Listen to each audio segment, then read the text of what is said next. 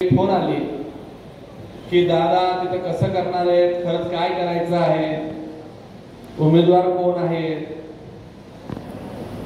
मी त्या सगळ्यांना एकच सांगतोय की उमेदवार हे कमळ आहे। निवडणुका या आरोप प्रत्यारोप करून कधीही करायच्या नसतात। एक राजकारणात ठीक आहे, परंतु आपण जर निवडणुका ह्या विकासाच्या अजेंड्यावर जर लढल्या तर अधिक चांगलं असतं असं मानणारा मी एक कार्यकर्ता आहे। मी खरं तर त्या मेळाव्यातले काही मुद्दे ऐकले आणि मला असं वाटतं की के.एम. बापू असतील, स्वर्गीय आरुतात्या असतील, बाप्पा माझे आमदार होण्याच्या अगोदरपासून मित्र राहिले होते आणि ते म्हणतात की भाजपाने आम्हाला मदतच केली नाही। या गोष्टीचं मला वाईट वाटलं की आपण मागच्या इलेक्शनला युतीमध्ये आम्ही सोबत होतो। या इलेक्शन काही लोकांना ते म्हणतात ना की पोलिसांची मैत्री करायची नसते। आम्ही केली तुमच्याशी मैत्री, ठीक आहे, पुढे काय व्हायचं ते होऊ द्या, परंतु मैत्री निभवायचा हा गुण हा काही ठराविक लोकांमध्येच असतो। मी एक निश्चित सांगेल, तुम्ही एक राजकीय नेता चांगले होऊ शकतात, कदाचित उद्या तुमच्या नशिबात काय मला माहिती नाही, पण आयुष्यात कधीही चांगले मित्र तुम्ही आप्पा म्हणून राहू शकले नाही। ही खंत या मित्राला कायम राहिलेली आहे। आप्पा राजकारण होत राहतात, जात राहतं। तुम्ही सांगितलं मी इथं पक्ष म्हणून लक्ष घालत होतो, मी तुम्हाला सांगितलंही होतं। आज जर मी ठरवलंय की आयुष्यातला बराचसा काळ हा भारतीय जनता पार्टीच्या सेवा करण्यासाठी घालायचा आणि सेवेचा एक भाग म्हणून मी इथं लक्ष घालायचं ठरवलंय। आणि सेवा ही प्रामाणिकपणे पक्षाची करायची असेल तर पक्षाच्या शेवटच्या कार्यकर्त्याला न्याय देणं ही भूमिका घेऊन काम करायचं मी ठरवलंय। मी खूप छोटा माणूस आहे, पण मला आप्पाची एवढी भीती वाटायला लागली। आप्पांनी येऊन चाळीसगावला बैठका घेतल्या, मी म्हटलं चांगलंय, पक्षाचं काम आहे, केलंच पाहिजे। मी काय इतका छोट्या मनाचा माणूस नाहीये, करावं काम करावं। त्या लोकांना सांगितलं की आता मी लक्ष घालणार। मी जाहीरपणे सांगतो की हा सर्वांना पक्ष वाढवण्याचा अधिकार आहे। तुम्ही चाळीसगाव मध्ये येऊन अतिशय छान लक्ष घालावं। अजून काही तिथे मदत लागली तर मला सांगा, मी तुम्हाला अप्रत्यक्ष मदतही करेल। पण माझं तुम्हाला आव्हान आहे आप्पासाहेब, आपण फक्त चाळीसगावला नगरपालिकेमध्ये एक माणूस निवडून आणायचा, नगरपालिका, ठीक आहे। आणि मंगेश चव्हाण असं तुमच्यासारखं वरवर राजकारण करत नाही, खोलात जातो, लोकांमध्ये राहतो, सुखा दुःखात राहतो। रात्री 12-12, 1-1 वाजता जरी कोणी आला तर गोरगरिबांच्या अश्रू पुसण्याचं काम करतो। आले नाही। मला वाईट एका गोष्टीचं एवढं वाटलं, मी रात्रभर व्यथित झालो। मला 2-3 लोकांनी येऊन जेव्हा सांगितलं की ते म्हणतायत की राजपूत समाजावर अन्याय होतोय आणि आप्पा राजपूत म्हणून आप्पाला त्रास होतो आणि समाजाची बैठक घ्यायची आहे आणि आपल्याला राजपूत समाज एकत्र करायचा। मी ताई तुम्हाला बोललो की असं चाललंय, मी ताईच्या पाठीमागे उभा राहिला। ताई कुठल्या समाजाची आहे? राजकारणात जे गांडू लोक असतात ते समाज पुढे करतात, ते कधी माझ्या आयुष्यात समाज पुढे केला नाही। आपणना माहिती असेल, कारण की समाज जरी मोठा असला पण समाज हा एक होत नसतो असं आपणना हे माहिती असेल। कदाचित आपणना तो विश्वास असल्यामुळे आपणनी जातीचं कार्ड त्या तालुक्यात टाकलं, पण मी या जातीचं कार्ड कधी या तालुक्यात, जातीचं विष कधी मी या तालुक्यात येऊ देणार नाही। 80,000 शेतकऱ्यांना विचारा, 8,500 रुपये शेतकरी फक्त पाचोरा तालुक्यात मिळाले आणि 17,000 रुपये माझ्या तालुक्यात मिळत आहे। शेतकरी तोच आहे, भडगाव पाचोऱ्यातलाही शेतकरी तोच आहे, चाळीसगावचाही शेतकरी तोच आहे। तुम्ही 8,500 रुपये भरपाई दिली, मी 17,000 रुपये भरपाई दिली। कुठली जात पाहिली नाही, कुठला पक्ष पाहिला नाही, कुठला गट पाहिला नाही। हे का झालं नाही? तुमचा शेतकऱ्यांमध्ये कधीही जीव नव्हता, शेतकऱ्यांमध्ये तुम्हाला कधीही आपुलकी नव्हती। तुम्ही राजकारणासाठी जात, राजकारणासाठी शेतकरी पुढे आणता, म्हणून तुम्हाला ते काम करता आलं नाही। मी राजकारणासाठी आलेलो नाही आहे। अरे ज्या शेतकऱ्यांनी तुमच्या पाठीमागे उभे राहिले त्या शेतकऱ्यांसाठी जेव्हा करण्याची वेळ होती, तुम्ही त्या बच्चू भाऊंचं नाव घेतात, तुमचं लक्ष नव्हतं का? पंचनामे करताना आपण तर सोशल मीडियावर फोटो टाकतो, काम करतो का? तुम्ही तुमच्या या तालुक्यातल्या शेतकऱ्यांना लाभ देऊ शकला नाही? या तालुक्याचं हे शेतकऱ्यांचं भावांचं हे तुमचं दुर्दैव आहे. एकही शेतकरी बागायतीमध्ये बसू शकला नाही. माझ्या तालुक्यात ज्याला विहीर होती त्याला बागायतीचे पैसे मिळाले. तुम्ही की आमचा जातीचा माणूस असेल तर हा मंगेश दादा आहे, शेतकरी ही माझी जात आहे. नुसतं राजकारण म्हणून बोलत नसतो, राजकारण म्हणून मिळालंय. तुम्ही म्हणत होता की दमडी आम्हाला मिळाली नाहीये, ते 76 कोटी देखील सरकारने दिले, परंतु देत असताना माझ्या शेतकऱ्यांचे पंचनामे झालेत का? त्यांची कागद पाहिलीत का? रात्री 2-2, 3-3 वाजेपर्यंत महसूल, तहसील, कृषी प्रशासनासोबत मंगेश चव्हाण बसला म्हणून तिथल्या शेतकऱ्यांना न्याय मिळाला. आपण कुठे बसला होता? हा माझा तुम्हाला सवाल आहे. मला वाटलं की तुम्ही काय सांगितलं की यांच्या संस्था आहेत, शिक्षण मंत्री आमचा आहे. माझं तुम्हाला सगळ्यांना सांगणं आहे, मी राजकारणावर बोलणार नव्हतो, मला त्यांना दुखायची भूमिका नव्हती. पण जर कधी आमच्या सवंगड्यांना, आमच्या सहकार्यांना कोणी सांगत असेल की मी आमदार आहे, माझ्या सरकारमध्ये माझे मंत्री आहे, आम्ही इथं काय गोटे गोटे खेळायला बसलो नाही. जर तुमच्या मनात जर ह्या सत्तेचा जर कधी वेगळ्या पद्धतीने डोक्यात हवा गेली असेल की आम्ही चौकशाला लोकांना अडचणीत आलो, माझं तुम्हाला आज जाहीर आव्हान आहे, तुम्ही लावून दाखवा चौकशा. काय बघायचं ते होऊन जाऊन द्या. माणसं बसलेली इथं एकूण एक माणूस आमचा भारतीय जनता पार्टीचा आहे. राजकारण गेलं तेल लावायला, राजकारण गेलं चुलीत. भारतीय जनता पार्टीच्या एका कार्यकर्त्याला त्रास झाला तर मंगेश चव्हाण पहिल्या तारखेला इथं हजर असेल आणि कोणीच काळजी करणार. आम्ही ऐकून घेतो म्हणजे काय गांडूची अवलाद समजू नका. आमच्या मुख्यमंत्र्यांवर तुम्ही बोलतात, अरे आपला पगार किती, आपण बोलतो किती. राजू देशमुख माझा विरोधक होता, मी जाहीरपणे सांगायचो की माझा विरोधक खानदानी आहे, हा सांगणारा मंगेश चव्हाण आहे. आणि मला काय सांगता आप्पा, आता मला मर्यादा आहे, मी बोलायचं टाळणार होतो, पण आता बात दिली तो बहुत दूर तक जाईल.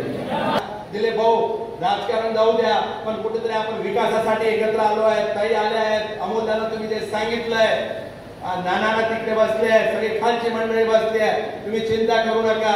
आणि होय, मी जबाबदारी स्वीकारतो तर पूर्ण करतोय. भडगाव पाचोऱ्यामध्ये मी आजवर लक्ष घालत नव्हतो, आता तुम्ही लक्ष चाळीसगावला घालायचंय आणि मीही इथं लक्ष घालणार आहे, हे आज तुम्हाला सांगून जातो. हे निवडणुका लढायची आहे. मित्र पक्षावर एक मर्यादेत आम्ही आरोप करावे हे आमचा ठरलेला अजेंडा होता, परंतु आता समोरच्या प्रति हल्ले झाले, आम्ही तरी काय करणार. आणि आम्हाला एक स्वभाव आहे, इथपर्यंत ठीक आहे, स्थानिक तुम्ही बोलताय, इथपर्यंत आम्ही सहन केलं. गिरीश भाऊ पर्यंत गेले, माझ्यावर गेले तरी चालेल. अरे राज्याच्या मुख्यमंत्र्यांवर तुम्ही बोलताय, ज्या सरकारमध्ये तुम्ही आज बसलात त्या सरकारच्या विरोधात बोलताय. आता मला मी तुमच्या नेत्यांमध्ये एक शब्द प्रयोग काढला नाही की दिलदार मनाचा नेता सांगणारा मी आहे की एकनाथ शिंदे हा सगळ्यांना मदत करायचा, ते आम्ही सांगतो. तुम्ही सांगता की कवडी दिली नाहीये. अरे तुमच्यामध्ये आणण्याची धमक नाही म्हणून तुमच्याकडनं पैसे आले नाही, आम्हाला कसे पैसे मिळाले? तुमच्यात धमक नसेल तर काम तरी सोडून द्यावं. आजची पण व्यवस्था आम्ही केली आहे, उद्याची पण व्यवस्था केली आहे आणि परवाची पण व्यवस्था केली आहे. तुम्ही कुठल्याच व्यवस्थेची काही काळजी करू नका. अपेक्षा व्यक्त करतो की विरोधकांचे 12 वाजवल्याशिवाय तुम्ही स्वस्थ बसणार नाही. आपली म्हणजे सध्याची परिस्थिती अशी झाली की तलाठी हा तहसीलदाराला दम द्यायला लागला. याचं कारण असं आहे की चाळीसगाव इथं काय चालतं मला माहिती नाही, पण चाळीसगावच्या लोकांच्या डोक्यात जात घातली ते माझ्यासाठी दुर्दैव आहे, ते मी माझ्या आयुष्यात कधी विसरू शकणार नाही. अरे विरोध करा, माझ्यावर बोला, काय बोलायचं बोला. अरे माझी ती समाजाची माणसं आहे, जीवाभावाची माणसं आहे, पण तुम्ही वेगळ्या मुद्द्यावर इलेक्शन नेऊ नका. आपण विकासावर इलेक्शन नेऊ, हे मी तुम्हाला आज पुन्हा सांगतो. पुन्हा त्यांचा प्रवेश करायचा का ते घ्या करून. या मेळाव्यासाठी मंचावर उपस्थित आपल्या विभागाच्या लोकप्रिय खासदार आदरणीय स्मिताताई वाघ, आमचे जिल्ह्याचे अध्यक्ष आदरणीय डॉक्टर राधेश्यामजी चौधरी,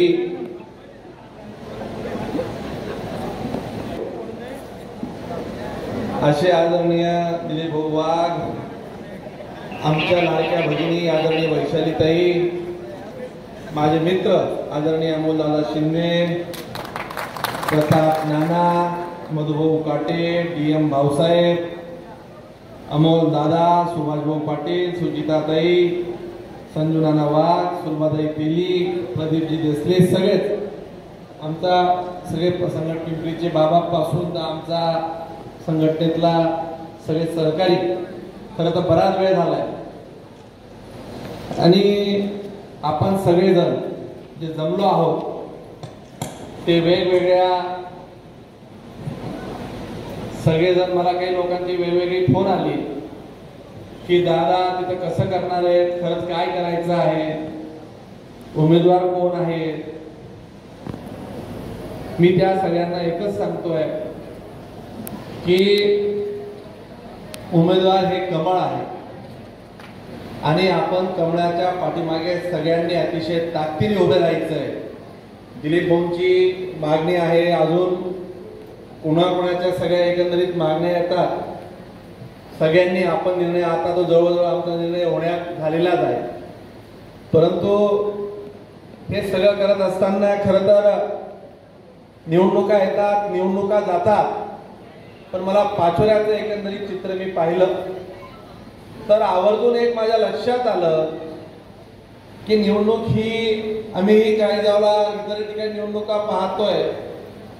निवडणुका ह्या आरोप प्रत्यारोप करून कधीही करायच्या नसतात. एक राजकारणात ठीक आहे, परंतु आपण जर निवडणुका ह्या विकासाच्या अजेंड्यावर जर लढल्या तर अधिक चांगलं असतं असं मानणारा मी एक कार्यकर्ता आहे. परंतु तो विकास करत असताना जर त्या विकासाची भूमिका जर लोकांना मान्य नसेल आणि विकासाच्या मागे जर दडलेलं हित जर लोकांच्या लक्षात येत असेल तर ज्या वेळेस अशी परिस्थिती निर्माण होते आणि हिताड काही लोक जर आडवे येत असतील तर त्यावेळेस मग असे आरोप प्रत्यारोप करून निवडणुका लढण्याचा प्रयत्न स्वाभाविक काही लोक, काही नेते करतात. मी खरं तर त्या मेळाव्यातले काही मुद्दे ऐकले आणि मला असं वाटतं की KM बापू असतील, स्वर्गीय आरुतात्या असतील किंवा आपण अनेक वर्षापासून तात्यांनाही पाहिलंय, म्हणजे जोडं काढणारा नेता हा जर महाराष्ट्रात कुठे असेल तर या पाचोरा तालुक्यात आपण सगळ्या पाचोरेकरांनी पाहिलंय. आणि एक सुसंस्कृत राजकारणाची पद्धत त्या लोकांनी इथं घालून दिली आहे. आणि अलीकडच्या काळात म्हणजे समाजामध्ये न चालणारी लोक घेऊन काही लोक राजकारण करण्याचा प्रयत्न करत आहेत. त्यांचे व्यवसाय काय, ते करतात काय, म्हणजे अगदी इतक्या खालवर चर्चा आहे. सरकार बांधा, वापरा आणि हस्तांतरित करा असं म्हणून शासनाचे काही प्रकल्प राबवत असते, परंतु इथं काही नगरपालिका ह्या ड्युटी तत्वावरच देण्याचा घाट काही लोकांनी घातलाय की आधा वाटो आधा लुटो अशी परिस्थिती. काही बडगावचे मला काही लोक येऊन मला भेटले, माझ्या बाजूला तो तालुका आहे, हिंगोळा काही लांब नाहीये, आणि म्हटले दादा अशी काही राजकीय लोक येत आहेत की आम्हाला आमच्या भविष्याची चिंता वाटायला लागली. खरं तर राजकारणाच्या पलीकडे माझं म्हणणं असेल, मी चाळीसगावला माझी बऱ्याचदा तीच भूमिका असते, इतरही ठिकाणी असते. समाजकारणामध्ये, राजकारणामध्ये आपण त्यांचं काही गोष्टी तपासूनच घेतल्या पाहिजे. परंतु हे करत असताना खरं तर किशोरप्पा माझे आमदार होण्याच्या अगोदरपासून मित्र राहिले होते आणि ते म्हणतात की भाजपाने आम्हाला मदतच केली नाही. या गोष्टीचं मला वाईट वाटलं की आपण मागच्या इलेक्शनला युतीमध्ये आम्ही सोबत होतो, या इलेक्शनला अगदी मी तुम्हाला सांगतो उंबरखेडला आमची जाहीर सभा झाली आणि जाहीर सभेमध्ये विकास तात्याच्या सभेला साक्षीदार होते. मी जाहीर सभेत सांगितलं, ते लोक म्हटले की दादा आम्ही इथं जबाबदारी घेतो, कामं करतो, आणि त्या उंबरखेडच्या संस्थेत मी सांगितलं की तुम्हाला इथं लक्ष घालायची गरज नाहीये, तुम्ही भडगाव पाचोऱ्यात जाऊन लक्ष घाला, किशोरप्पा अडचणीत आहे, तुम्ही त्यांना मदत केली पाहिजे असा सांगण्याचा दिलदार मित्र हा तुमचा होता. पण कसं असतं की काही लोकांना ते म्हणतात ना की पोलिसांची मैत्री करायची नसते. आम्ही केली तुमच्याशी मैत्री, ठीक आहे, पुढे काय व्हायचं ते होऊ द्या, परंतु मैत्री निभवायचा हा गुण हा काही ठराविक लोकांमध्येच असतो. मी एक निश्चित सांगेन, तुम्ही एक राजकीय नेता चांगले होऊ शकतात, कदाचित उद्या तुमच्या नशिबात काय मला माहिती नाही, पण आयुष्यात कधीही चांगले मित्र तुम्ही आपण राहू शकले नाही ही खंत या मित्राला कायम राहिली आहे. आणि तुम्ही म्हटले की झाले 2 मिनिटं गैर करून थांबा. दिलीप भाऊ, नाही, ही चूक काय झाली, तुमची चूक आहे. तुम्ही सांगितलं की बजेट कमी आहे. आता यांना मी हेही सांगायला आलोय, दिलीप भाऊंनी सर्व बजेट वाढवलाय, तुम्ही काळजीच करू नका. आता दिलीप भाऊंनी असा बजेट वाढवला आहे सगळ्या गोष्टींचा, तुम्ही सुद्धा अचंबित व्हाल, अरे बापरे काय झालं. आणि दिलीप भाऊ, काही चिंता करू नका, मी नुसता बोलणारा माणूस नाहीये. मला गिरीश भाऊंनी सांगितलंय काय तुम्हाला लागलं ते आम्ही सोबत आहोत. तुम्ही आता कुठल्याही कार्यक्रमाला फुल्याला आमंत्रण द्यायचं, बजेट कुठे संपणार नाही, तुम्ही चिंताच करू नका. आज खर तर ह्या सगळ्या गोष्टी करत असताना ही खंत राहिली आहे की आप्पा राजकारण होत राहतं, जात राहतं. तुम्ही सांगितलं, मी इथं पक्ष म्हणून लक्ष घालत होतो, मी तुम्हाला सांगितलंही होतं. आणि मी तुम्हाला सांगतो की माझं तर एक तत्व आहे, मला एक वाटतं की माझ्यासारख्या एका कार्यकर्त्याला या पार्टीने आमदार केलं, दुसऱ्यांदा आमदार केलं, दूध संघात माझ्यासोबत 3 कॅबिनेट मंत्री आहेत, ताई तुम्ही तिथं होता, भाऊ आहेत, म्हणजे मी तुम्हाला सांगतो तरी मला चेअरमन केलं.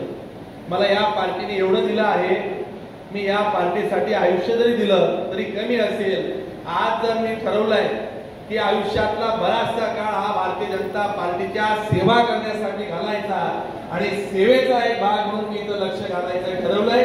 आणि सेवा ही प्रामाणिकपणे पक्षाची करायची असेल तर पक्षाच्या शेवटच्या कार्यकर्त्याला न्याय देणं ही भूमिका घेऊन काम करायचं मी ठरवलंय.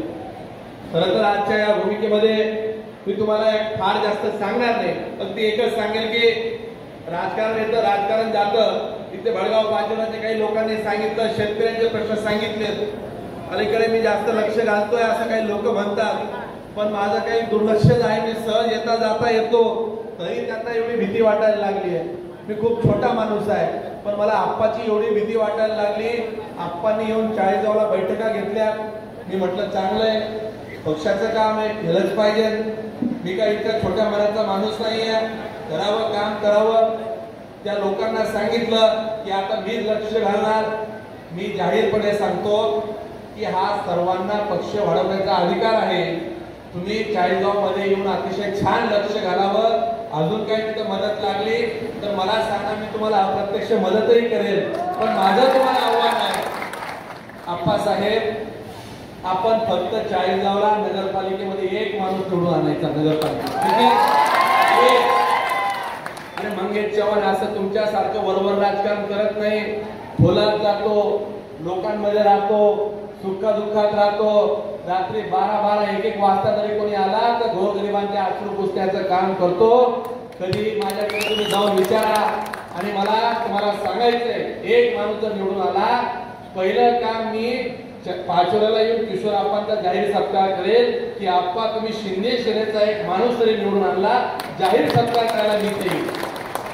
मला याचं वाईट वाटलं देत आहे. राजकारण बघा होत राहतं. मी मराठा आहे, मला अजून सुद्धा माहिती नव्हतं. माझ्या रक्तात कधी जात आली नाही. आज इथं दिनू तात्या इथं बसलाय, माझ्याकडे कधी जात लागू माझ्या डोक्यात आली नाही. मला वाईट एका गोष्टीचं एवढं वाटलं, मी रात्रभर व्यथित झालो. मला 2-3 लोकांनी येऊन जेव्हा सांगितलं की ते म्हणतायत की राजपूत समाजावर अन्याय होतोय, आप्पा राजपूत आहे म्हणून आप्पाला त्रास होतो आणि समाजाची बैठक घ्यायची आहे आणि आपल्याला राजपूत समाज एकत्र करायचं. मी ताई तुम्हाला बोललो की असं चाललंय. मी ताईच्या पाठीमागे उभं राहिला. ताई कुठल्या समाजाची आहे? राजकारणात जे गांडू लोक असतात ते समाज पुढे करतात. मी कधी माझ्या आयुष्यात समाज पुढे केला नाही. मी तुम्हाला दुसराही प्रश्न सांगून जातो. तुम्ही जाहीरपणे तुमच्या समाज बांधवांना विचारा, सर्व समाज बांधवांना, तिथं साळी असेल, कोली असेल, तिली असेल, माळी असेल, वंदारा असेल, बंधारा असेल, 18 पगड जातींना घेऊन मी काम करतो. तुमच्या समाजातल्या प्रमुख लोकांना तुम्ही विचारा, तुम्हाला तोंडावर सांगतील आप्पा तू जरी आमच्या जातीचा आहे पण जातीपेक्षा आम्ही हा माणूस आमच्या जवळचा, हे उत्तर तुम्हाला लोक देतील. कदाचित आप्पा तुम्हाला हा विश्वास असेल की तुमचा समाज तुमचा ऐकेल, पण माझा समाज माझं इथं ऐकणार नाही हे आप्पांना माहिती असेल. कारण की समाज जरी मोठा असला पण समाज हा एक होत नसतो असं आप्पांना हे माहिती असेल. कदाचित आप्पांना तो विश्वास असल्यामुळे आप्पांनी जातीचं कार्ड त्या तालुक्यात टाकलं, पण मी या जातीचं कार्ड कधी या तालुक्यात, जातीचं विष कधी मी या तालुक्यात येऊ देणार नाही. मी सर्व समाज बांधवांना एकत्र घेऊन सांगतोय की आपण विकासासाठी ही लढाई लढूया. जातीपातीचं राजकारण कधी आम्ही माझ्या तालुक्यात केलं नाही. तुम्ही जाऊन कोणालाही विचारा, अरे जाऊन ती जात 81,000 शेतकऱ्यांना विचारा. 8,500 रुपये शेतकरी फक्त पाचोरा तालुक्यात मिळाले आणि 17,000 रुपये माझ्या तालुक्यात मिळत आहे. शेतकरी तोच आहे, भडगाव पाचोरातलाही शेतकरी तोच आहे, चाळीसगावचाही शेतकरी तोच आहे. तुम्ही 8,500 रुपये भरपाई दिली, मी 17,000 रुपये भरपाई दिली. कुठली जात पाहिली नाही, कुठला पक्ष पाहिला नाही, कुठला गट पाहिला नाही. ते का झालं नाही? तुमचा शेतकऱ्यांमध्ये कधीही जीव नव्हता, शेतकऱ्यांमध्ये तुम्हाला कधीही आपुलकी नव्हती. तुम्ही राजकारणासाठी जात, राजकारणासाठी शेतकरी पुढे आणता, म्हणून तुम्हाला ते काम करता आलं नाही. या चाळीसगावचं जर तुम्हाला सांगायचं झालं तर 60% शेती ही मी बागायत माझी आली, म्हणून मला तिथं लोकांना पैसे देता आले. या भडगाव पाचोरामध्ये शून्य बागायत क्षेत्र दाखवलं. आपण काय करत होता? मी राजकारणासाठी आलेलो नाही आहे. अरे ज्या शेतकऱ्यांनी तुमच्या पाठीमागे उभे राहिले, त्या शेतकऱ्यांसाठी जेव्हा करण्याची वेळ होती तुम्ही त्या बच्चू भाऊंचं नाव घेतात. तुमचं लक्ष नव्हतं का? पंचनामे करताना आपण तर सोशल मीडियावर फोटो टाकतो, काम करतो. का तुम्ही तुमच्या या तालुक्यातल्या शेतकऱ्यांना लाभ देऊ शकला नाही? या तालुक्याचं हे शेतकऱ्यांचं भावांचं हे तुमचं दुर्दैव आहे. एकही शेतकरी बागायतीमध्ये बसू शकला नाही. माझ्या तालुक्यात ज्याला विहीर होती त्याला बागायतीचे पैसे मिळाले. तुम्ही माझ्या तालुक्यातल्या कुठल्याही जातीच्या माणसाला विचारा, कोणालाही विचारा, तुम्हाला एकूण एक शेतकरी सांगेल की आमचा जातीचा माणूस असेल तर हा मंगेश दादा आहे, शेतकरी ही माझी जात आहे. मी नुसतं राजकारण म्हणून बोलत नसतो, राजकारण म्हणून करत नसतो. काय परिस्थिती आहे, काय तुम्ही पंचनामे केले जरा तपासा. मी तुम्हाला सांगतो की भडगाव पाचोरामध्ये 86,000 शेतकरी आहेत, तिथे 81,000 शेतकरी आहे. 102 करोड रुपये मला मिळाले, 76 कोटी रुपये इथं आले. आज 35 ते 40 कोटी रुपयाचं या शेतकऱ्यांचं नुकसान झालंय. जे मिळालंय तुम्ही म्हणत होता की दमडी आम्हाला मिळाली नाहीये, ते 76 कोटी देखील सरकारने दिले. परंतु देत असताना माझ्या शेतकऱ्यांचे पंचनामे झालेत का? त्यांची कागद पाहिलीत का? रात्री 2-2, 3-3 वाजेपर्यंत महसूल, तहसील, कृषी प्रशासनासोबत मंगेश चव्हाण बसला, म्हणून तिथल्या शेतकऱ्यांना न्याय मिळाला. आपण कुठे बसला होता? हा माझा तुम्हाला सवाल आहे. अरे कधीतरी काम करत असताना राजकारणाच्या पलीकडे काम करायचं असतं, सर्व समावेशक भूमिका घ्यायच्या असतात. ती माणसं आमच्या सोबत आली.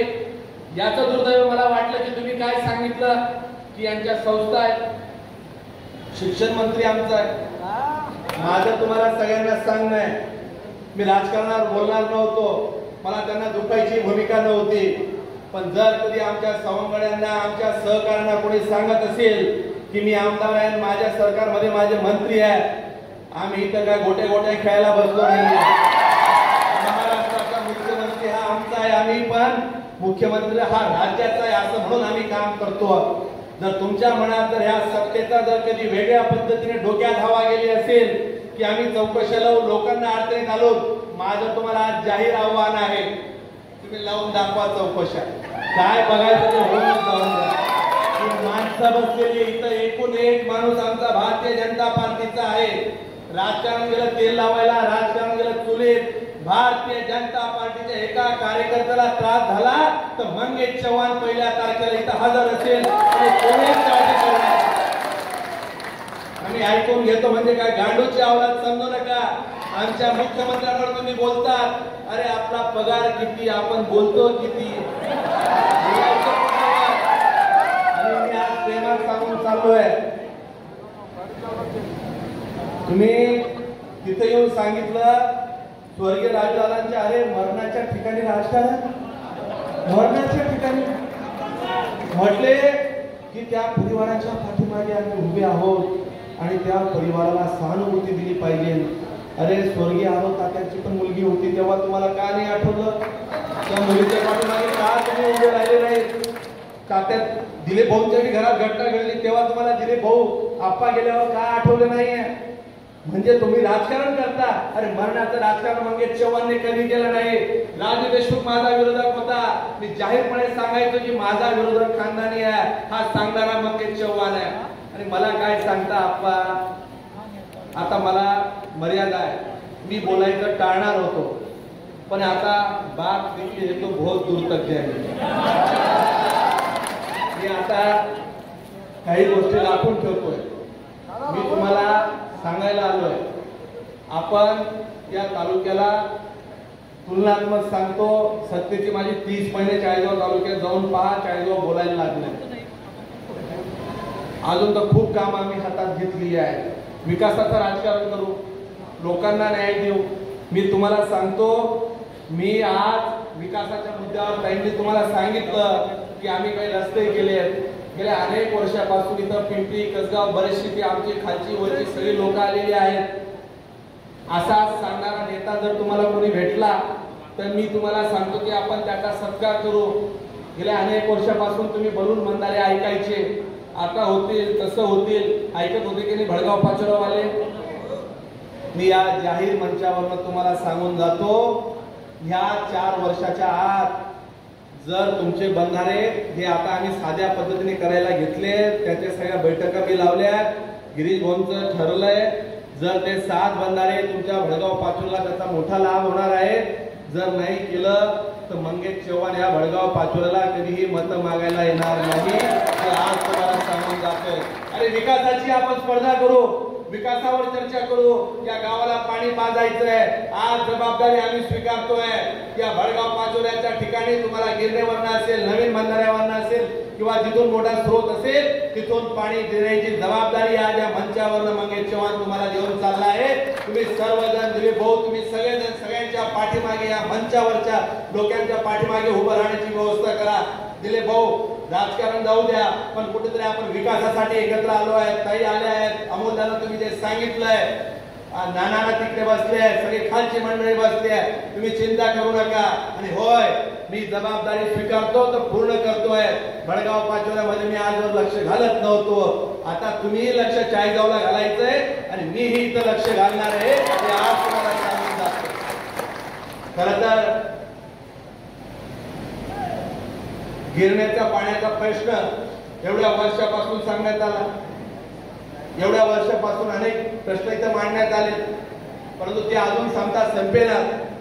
मी तुम्हाला सांगतो की येणाऱ्या सार्वत्रिक या निवडणुकीच्या अनुषंगाने सगळ्या बैठकांसाठी तयारी करा. तुमच्या मनामध्ये समन ठेवू नका, काहींचं काय चाललंय, अमोल भाऊचं काय चाललंय, दिलीप भाऊंचं काय चाललंय. आता दिलीप भाऊंच्या पक्क लक्षात येऊन गेलंय काय चाललंय, कसं करायचं. दिलीप भाऊ, तुम्ही आणि या अनुषंगाने मनामध्ये कुठलीही शंका न येऊ देता आपण सर्वांनी ताकदीने हे निवडणुका लढायची आहे. मित्र पक्षावर एक मर्यादेत आम्ही आरोप करावे हे आमचा ठरलेला अजेंडा होता, परंतु आता समोरच्या प्रति हल्ले झाले, आम्ही तरी काय करणार. आणि आम्हाला एक स्वभाव आहे, इथपर्यंत ठीक आहे, स्थानिक तुम्ही बोलताय इथपर्यंत आम्ही सहन केलं, गिरीश भाऊंपर्यंत गेले, माझ्यावर गेले तरी चालेल. आणि राज्याच्या मुख्यमंत्र्यांवर तुम्ही बोलताय, ज्या सरकारमध्ये तुम्ही आज बसलात त्या सरकारच्या विरोधात बोलताय. आता मला मी तुमच्या नेत्यांमध्ये एक शब्द पण काढला नाही की दिलदार मनाचा नेता सांगणारा मी आहे की एकनाथ शिंदे हा सगळ्यांना मदत करायचा, ते आम्ही सांगतो, तुम्ही सांगता की कवडी दिली नाहीये. अरे तुमच्यामध्ये आणण्याची धमाक नाही म्हणून तुमच्याकडनं पैसे आले नाही, आम्हाला कसे पैसे मिळाले? तुमच्या धमाक नसेल तर काम तरी सोडून द्यावं. आज या निवडणुकीच्या अनुषंगाने आपण जाताना सगळ्यांनी एकच संकल्प करायचा आहे की आपल्याला या पाचोरा नगर परिषदेमध्ये कमळ फुलवायचा. यासाठी ताई तुम्ही सगळेजण, अमोलदादा, भाऊ, सगळ्यांनी एकत्र हातात हात घेऊन काम होणार आहे. आणि तुम्ही मनातल्या सगळ्या शंका काढून टाका. मी भडगाव पाचोरामध्ये पाहिलं की ते मनामध्ये त्यांना वेगळंच काहीतरी येतं, उद्याचं कसं होईल, परवाचं कसं होईल. तुम्हाला सांगतो, आजची पण व्यवस्था आम्ही केली आहे, उद्याची पण व्यवस्था केली आहे आणि परवाची पण व्यवस्था केली आहे. तुम्ही कुठल्याच व्यवस्थेची काही काळजी करू नका. आज आपण या मेळाव्यासाठी सगळीच लोक इथं मोठ्या संख्येने उपस्थित राहिला, म्हणून आपलं मनापासून आभार व्यक्त करत असताना जाताना आपण विजयाचा संकल्प आपण मनात घेऊन जावा की आपण सर्वच जण हा विजय खेचून आणणार आहोत, हा विश्वास या मेळाव्यात घेऊन जावा.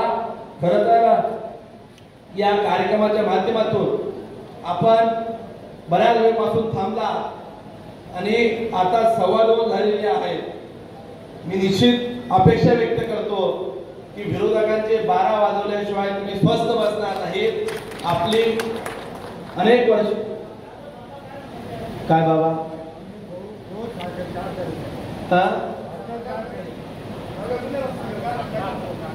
साखर कारखाना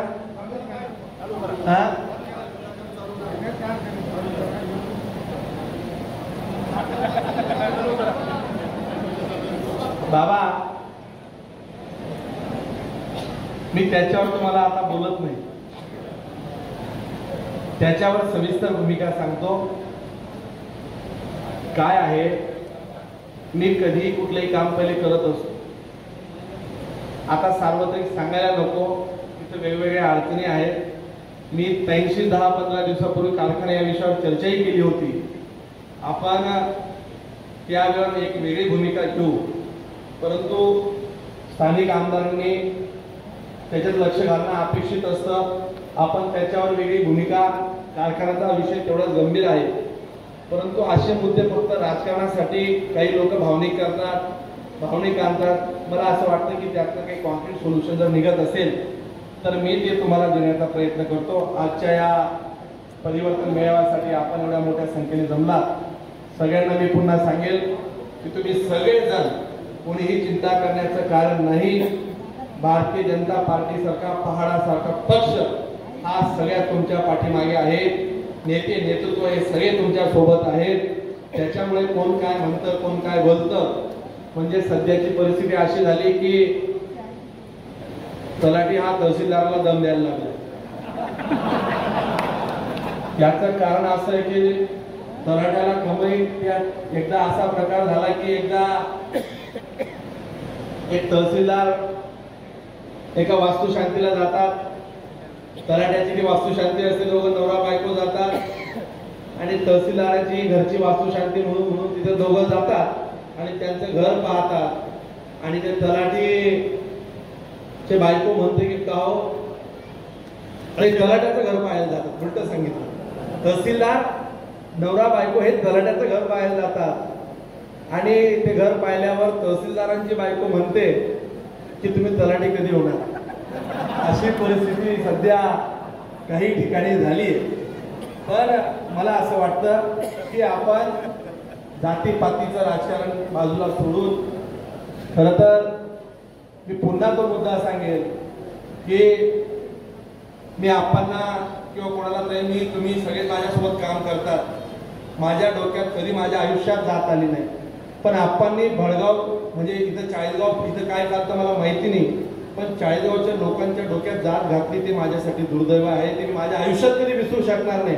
अरे विरोध करा, माझ्यावर बोला, काय बोलायचं बोला. अरे माझी ती समाजाची माणसं आहे, जीवाभावाची माणसं आहे.